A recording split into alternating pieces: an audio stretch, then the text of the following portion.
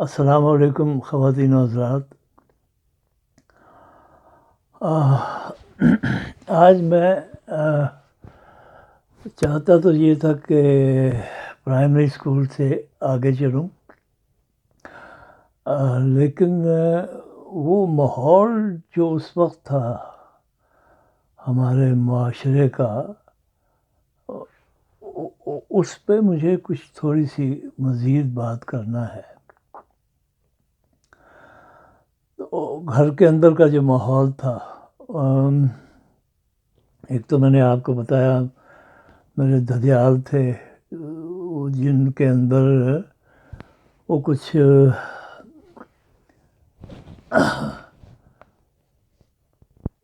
توہم پرستی آ گئی ہوئی تھی، اور دوسری طرف میرے ننیال تھے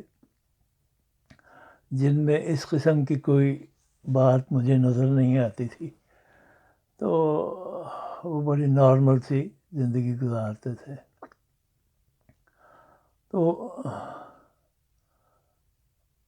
امی میری، ان کا یعنی ننیال میرا، یہ شیخ لوگ ہیں جو کبھی کسی زمانے میں عرب سے آ کے یہاں بر صغیر میں آباد ہوئے، اور یہ خاندان موسٹلی لاہور میں ہی آباد ہوا۔ تو امی میری بالکل مختلف تھیں۔ ان کو کبھی میں نے اس طرح کی وہ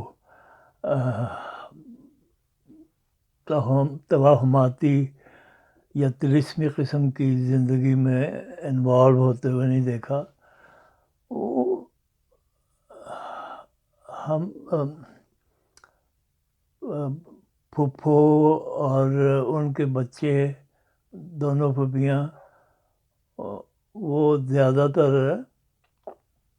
مزاروں پہ بھی جایا کرتے تھے، بلکہ دادا صاحب تو ان کا ایک معمول تھا،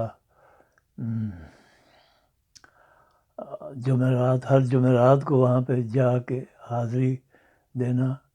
وہ انہوں نے پتہ نہیں کیوں اپنے اوپر ایک لازمی چیز بنا لی ہوئی تھی کہ یہ ہر جمعرات کو کرنا لازم ہے۔ لیکن دوسری طرف امی ہماری کبھی ان چیزوں میں نہیں پڑتی تھیں۔ وہ سارا دن بیچاری صبح تڑکے اٹھتی تھیں، گھر بار کی صفائی ستھرائی، بچوں کو نہلانا دھلانا، ناشتہ وغیرہ تیار کرنا، گھر کے سارے کام کاج کرنا، ہانڈی چولہا، یہ وہ، اور میں شام تک، رات تک دیکھتا تھا وہ بیچاری اسی طرح کمر باندھ کے ہر کام میں جتی رہتی تھی۔ پتہ نہیں وہ تھکتی نہیں تھی۔ اللہ نے ان کو بہت صبر اور طاقت دے رکھی تھی، چنانچہ شاید ان کے پاس اس قسم کے کاموں کے لیے وقت ہی نہیں ہوتا تھا۔ اور پھر وہ جب تھوڑا سا بھی وقت ملتا تھا اور بچے ارد گرد موجود ہوتے تھے تو پھر ہمیں لے کے اپنے ارد گرد بٹھا لیا کرتی تھیں، اور قصہ یوسف زلیخا نکال کے پڑھ کے ہمیں سنانا شروع کر دیا کرتی تھیں، اور ہم بڑے مزے کے ساتھ، ایک تو امی کی شکل دیکھا کرتے تھے، پیاری پیاری شکل، اور دوسرا وہ قصے میں کھوئے رہتے تھے، وہ بڑے انہماک سے ہم سنا کرتے تھے۔ پھر جو ہم بڑے ہو گئے، ہائی اسکول کی طرف جب چلے گئے تو کچھ عمر بڑی ہو گئی، تو اس زمانے میں پھر ابن صفی کے جاسوسی ناول بھی آ گئے تھے، تو پھر وہ ہمیں کسی وقت کوئی ناول لے کے وہ بھی ہمیں سنانا شروع کر دیا کرتی تھیں، وہ بھی ہم بڑے مزے کے ساتھ سنا کرتے تھے، بلکہ اس کا تو بعد میں ہمیں چسکا پڑ گیا اور کوئی ناول نہیں ہوتا تھا جس کو ہم پہلے ہی دن حاصل کرنے کی کوشش نہ کریں. ایک آنا لائبریری سے اس وقت ملا کرتے تھے یہ ناول، تو وہ لا کے پھر ہم پڑھا کرتے تھے. تو اس طرح وہ یہ بھی تھا ہمارے گھر کے ماحول کے اندر، اس قسم کی چیزیں بھی چلتی تھیں. اور پھر یہ ہوا کہ ہمارے گھر میں کچھ تبدیلی آنی شروع ہو گئی، خاص طور پہ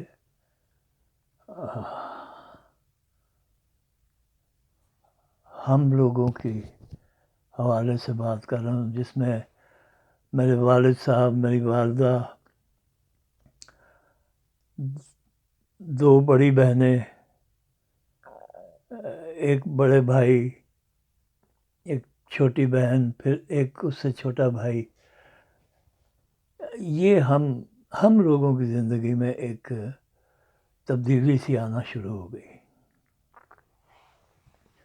اور وہ یہ تھی کہ والد صاحب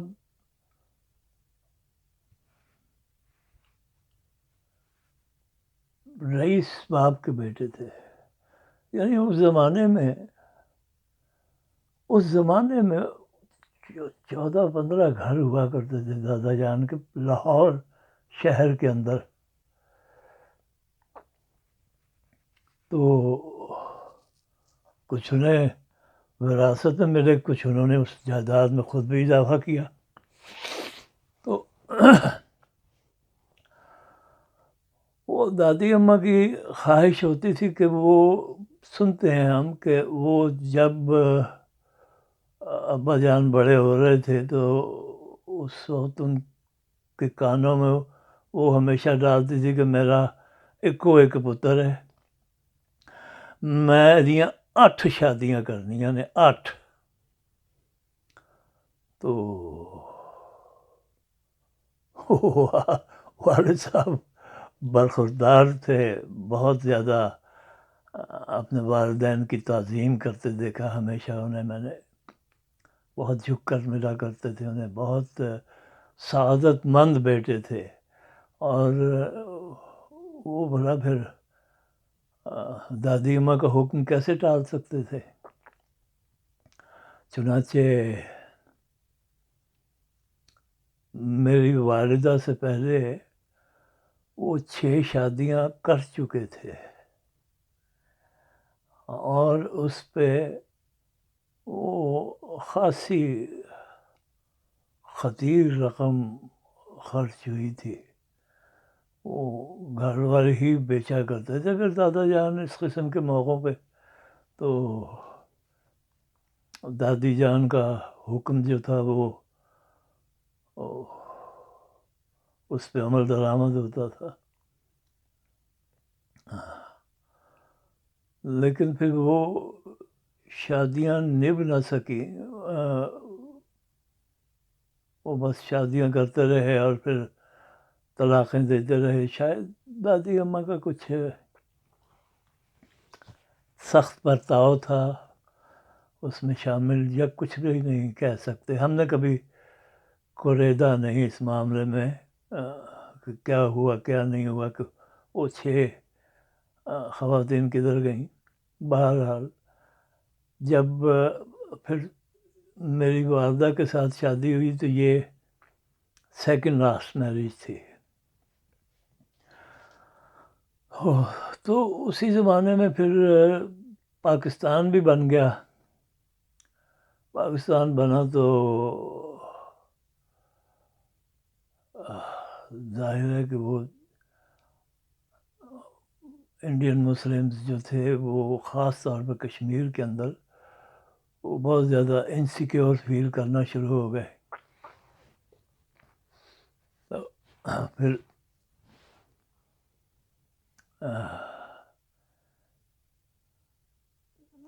دادی جان کے بھائی کی 4 بیٹیاں وہ پاکستان شفٹ ہو گئیں.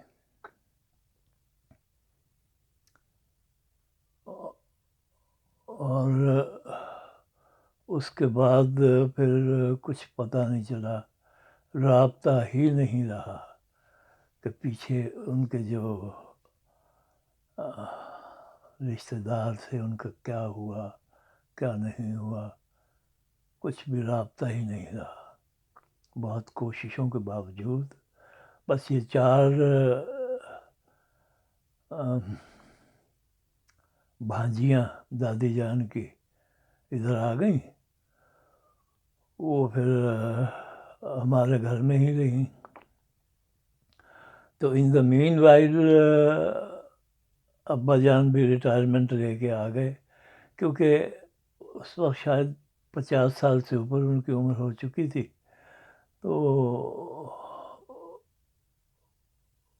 جیسا کہ میں نے بتایا ان کو بہت شوق تھا وہ باڈی بلڈنگ وغیرہ کا اور سب کچھ، تو پہلے تو وہ بہت ایکسرسائز وغیرہ کیا کرتے تھے، لیکن پھر آہستہ آہستہ ان کی مصروفیات کی وجہ سے یا کچھ اور تو ایکسرسائز چھوٹتی گئی، لیکن کھانا پینا پھر اسی طرح ان کا شاہانہ تھا۔ مجھے یاد ہے کہ گاؤں میں بھی جب ہوتے تھے تو ہر وقت گائے بھینسیں اور گھوڑے وغیرہ استبل میں اپنے رکھے ہوتے تھے انہوں نے، تو کھانے پینے کا سلسلہ تو ویسا ہی چلتا رہا، اور پھر یہ اوور ویٹ ہوتے رہے۔ تو اوور ویٹ ہونے کی وجہ سے ان کی پروموشن رک گئی، تو پھر انہوں نے قبل از وقت ریٹائرمنٹ لے لی اور گھر پہ آ گئے۔ تو ہمارے حالات اس طرح بدلنا شروع ہوئے کہ یہ تو بس شوقیہ جاب کرتے تھے، شوق تھا پولیس میں جانے کا، گونڈوں بدماشوں کو پکڑ کے ان کی ٹھکائی کرنے کا اور لوگوں کو انصاف دلوانے کا بہت شوق تھا انہیں۔ تو یہ اس کا یہ تھا کہ بہت زیادہ دیانتدارانہ طریقے سے انہوں نے اپنی جاب کی، رشوت کبھی سوچا بھی نہیں جا سکتا تھا، کوئی دوسرے تیسرے چوتھے لوگ بھی نہیں سوچ سکتے تھے، ان کے مخالفین بھی نہیں کبھی کہہ سکتے تھے کہ چودھری بہاول حق نے کبھی کوئی رشوت لی ہے یا کوئی ایسی بات۔ دیانتدار پولیس آفیسر تھے، مشہور تھے، اور ان کے باس وغیرہ ایس پی وہ سب سرٹیفائی کیا کرتے تھے کہ یہ جس علاقے میں جاتا ہے وہاں کے لوگ جو ہیں اس کو ویلکم کہتے ہیں، یہ لوگوں میں بہت پاپولر ہوتا ہے اور وہ خوش ہوتے ہیں کہ چودھری بہاول حق کی تعیناتی ان کے علاقے میں ہوئی ہے۔ تو بس وہ دیانتداری کا تمغہ اور ایسی چیزیں سجا کے تو وہ چھاتی پہ وہ میڈل لے کے اپنا گھر پہ آ کے بیٹھ گئے۔ اب ظاہر ہے کہ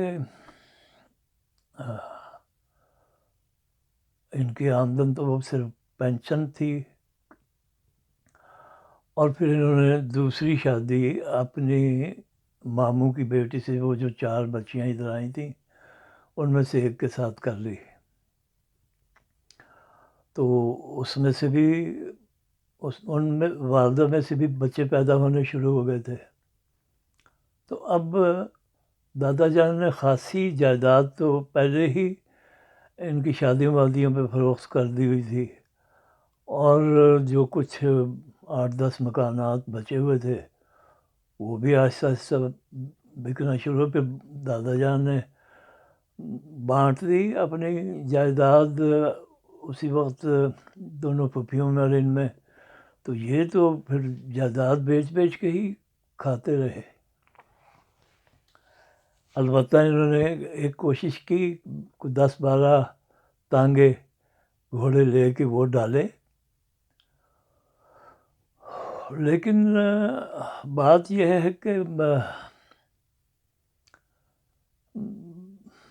business is business and a cup of tea is a cup of tea. تو ان کو جو کوچبان وغیرہ ملے وہ بھی کوئی ان کے ساتھ شاید سنسیئر نہیں تھے، حالانکہ یہ ان کا بڑا احترام کرتے تھے. وہ سید لوگ تھے، ان کو انہوں نے خود یعنی پریفر کر کے کہ یہ لوگ ایماندار ہوں گے تو ان کو دیا سارا کچھ. لیکن بس وہ پھر ان کو تو وہ کام کرنا آتا نہیں تھا کہ وہ نگرانی کر سکتے، اور سب انہوں نے انہیں کے اوپر چھوڑ دیا.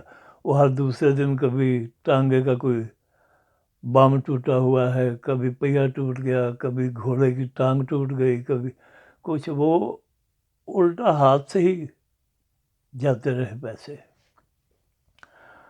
تو پھر انہوں نے وہ بھی نقصان اٹھا کے وہ سب بیچ بوجھ دیے، حالانکہ لوگ اس میں سے بہت کمائیاں کرتے تھے،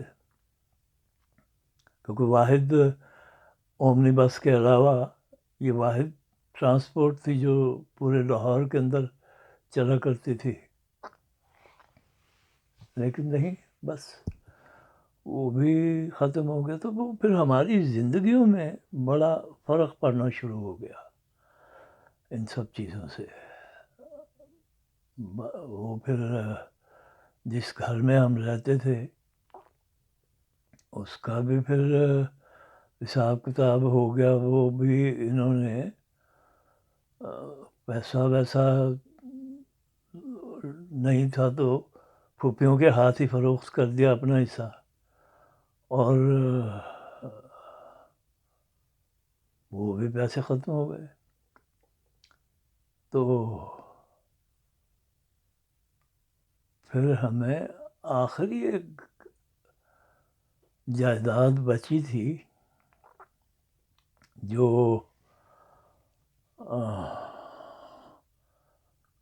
فیروز پور روڈ پہ تھی، امر سدھو قینچی جسے کہتے ہیں.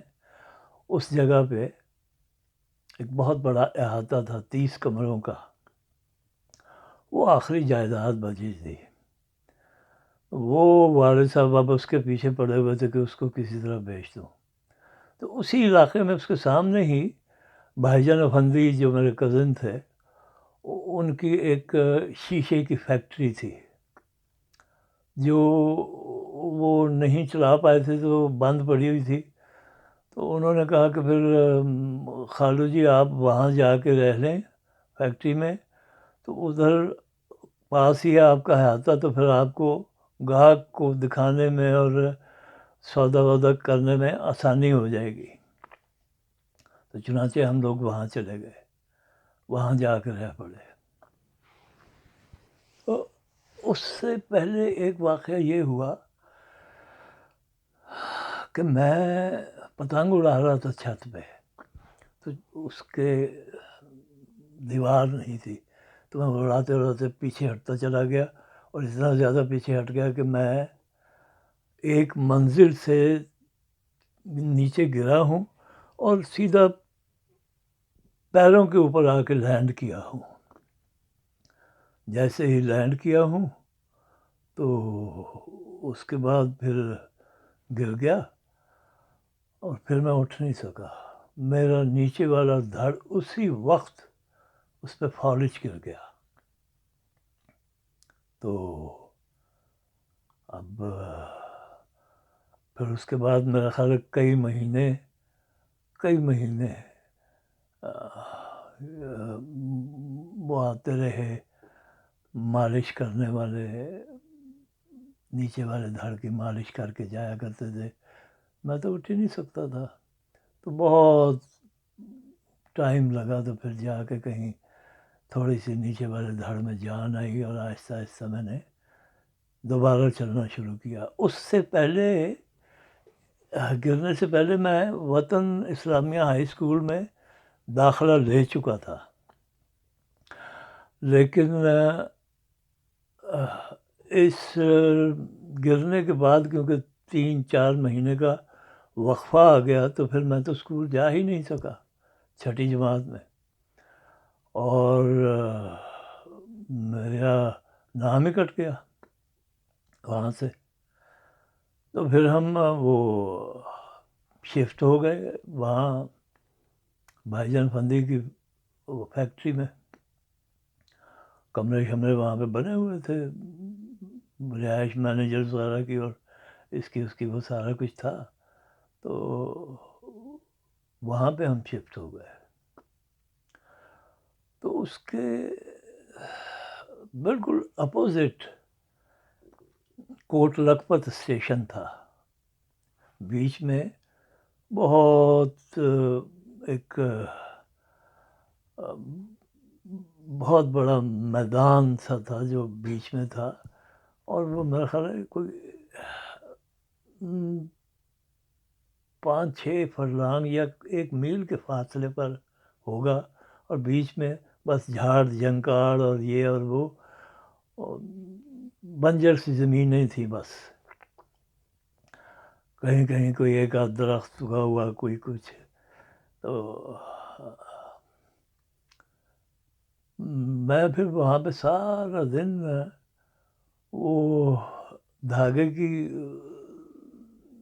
ریل جو ہوتی ہے اس کے اندر سے وہ جب دھاگا ختم ہو جاتا ہے تو اس کے وہ ریل خالی ہو جاتی ہے، تو اس کے اوپر ربر باندھ کے تو وہ پھر کانے سرکنڈے جو ہوتے تھے ان کے اوپر سوئی لگا کے، تو وہ اپنی طرف سے تیر سا بنایا ہوتا تھا، اور پیچھے ربر باندھ کے تو ایک غلیل طرح کی وہ اس کے اندر ڈال کے نلکی کے اندر وہ پھر اس کو میں چلایا کرتا تھا، تو وہ تھوڑی دور تک جا کے گر جاتا تھا.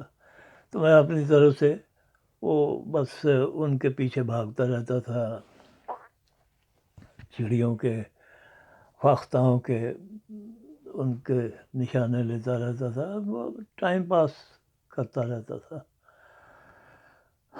تو ایک دن ایسا ہوا کہ یہ اس قسم کی کسی ایکٹیویٹی میں شام پڑ گئی. شام پڑ گئی تو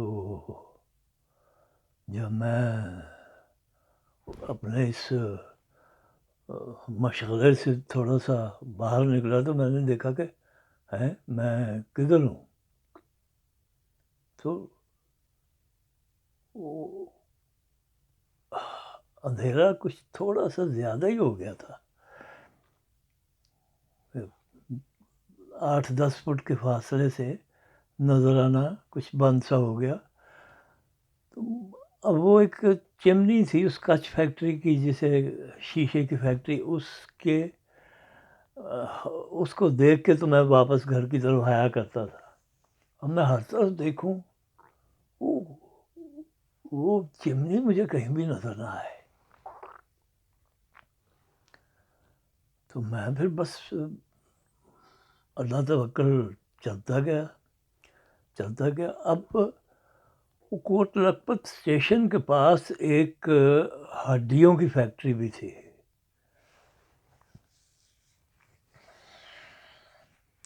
جہاں پہ جنگلی کتے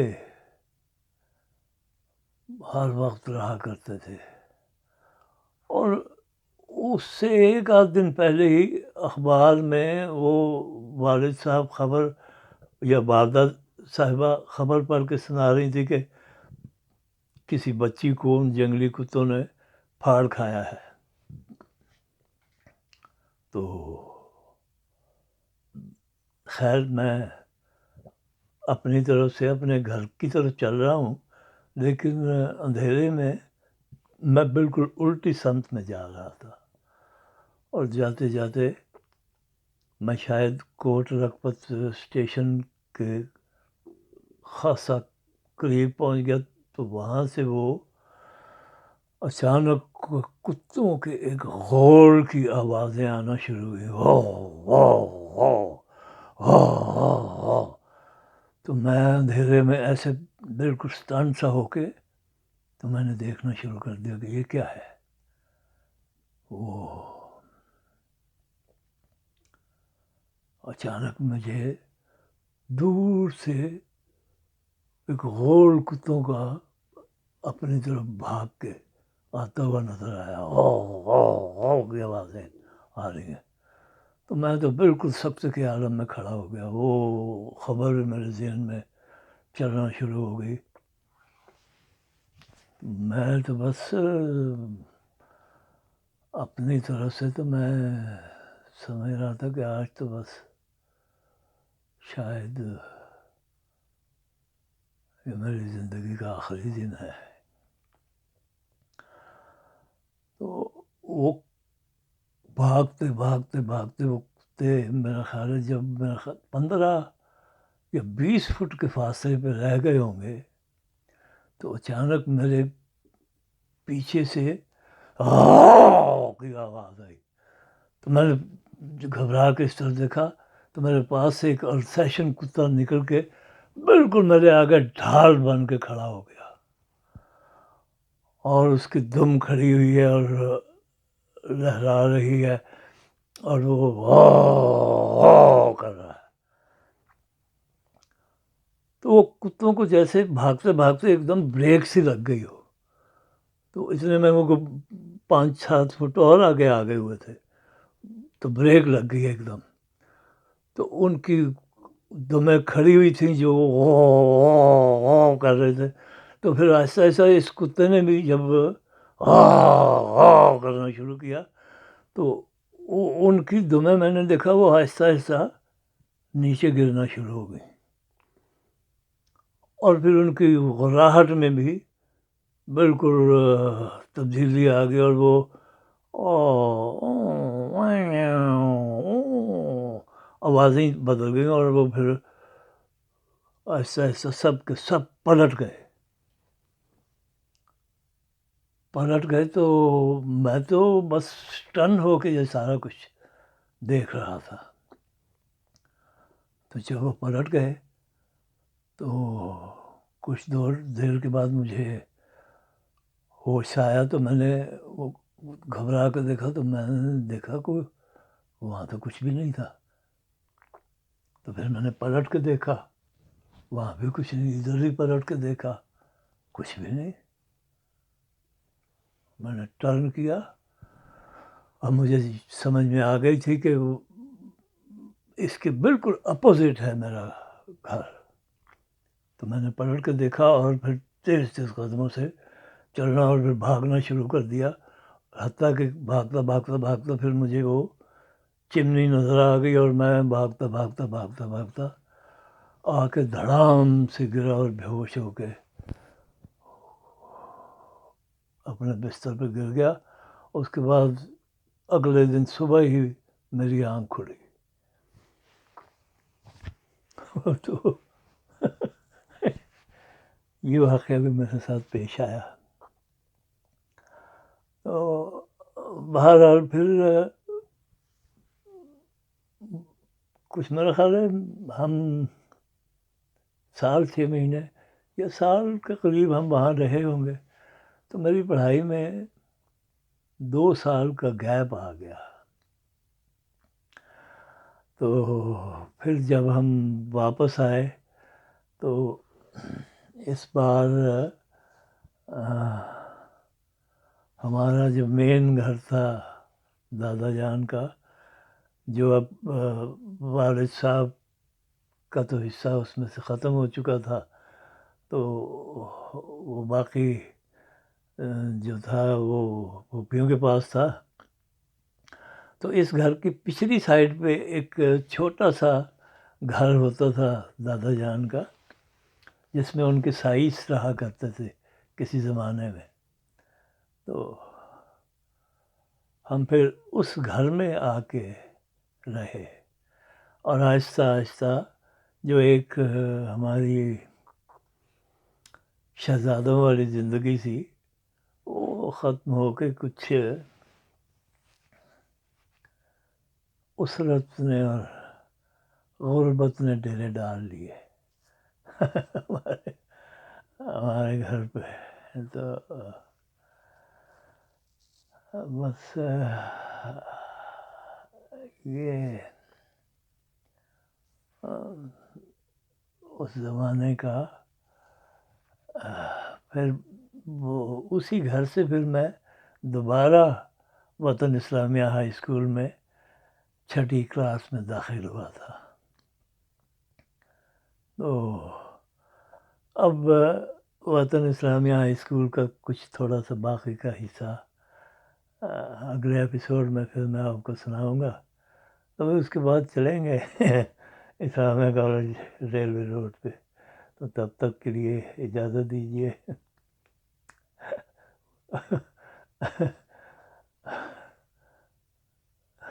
اللہ حافظ.